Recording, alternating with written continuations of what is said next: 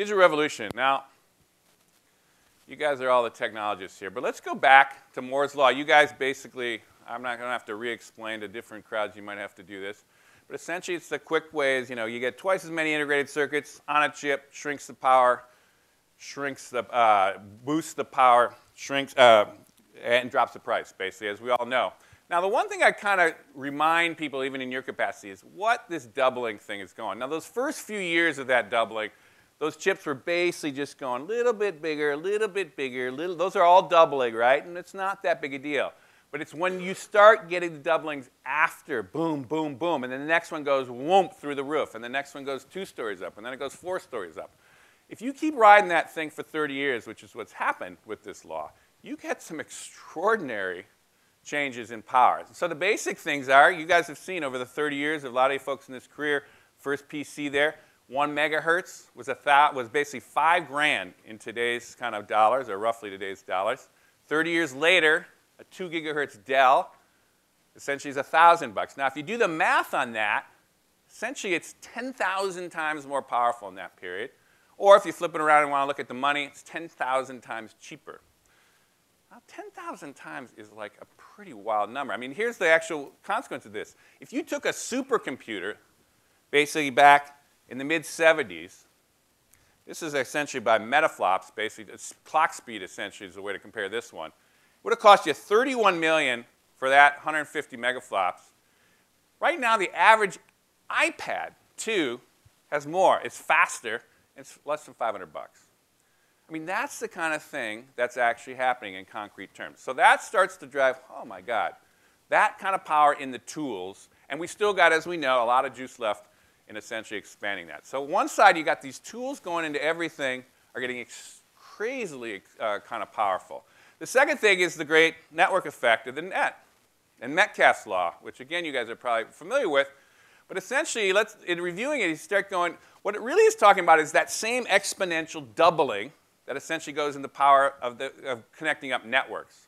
And the basic insight here, which I think is a good one and worth reviewing, is essentially, even if you take any telecom thing and even a phone situation, the key thing is if you have 2 different networks, which have 2 people in it, or 5 people, or 1,000 people in it, all it takes is one connection between those 2 things, and it's not adding one person of value, it's adding all those people into the network.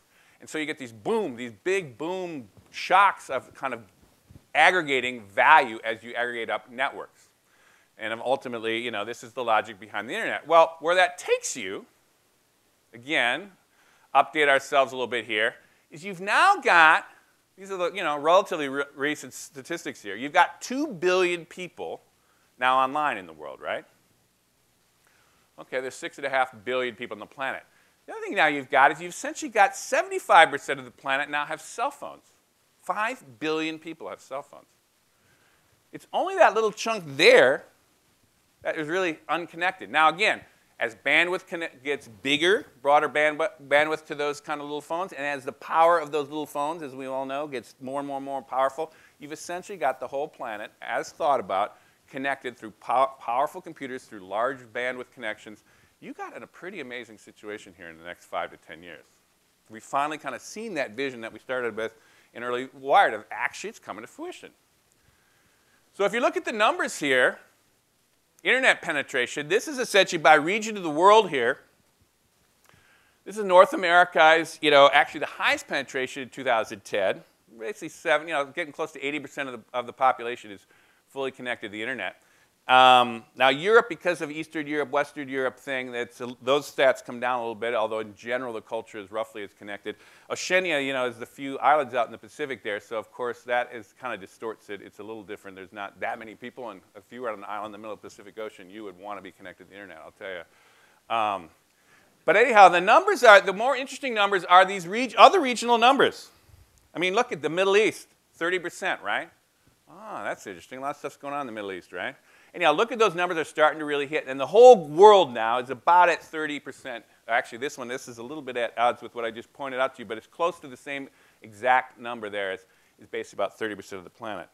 Now, these are the numbers in 10 years ago, at the turn of the century, the millennium, those were the numbers. I mean, just remember that. Even in North America, there's only 30% roughly of people were online in 2000. So we've watched, and in those other regions like the Middle East and that, they essentially were offline. So we've only watched this last decade, boom.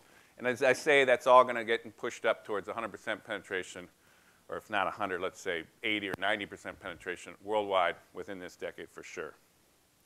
And so what happens? Now I get partly why, people talk about this technology, but you can see in the numbers how this is working.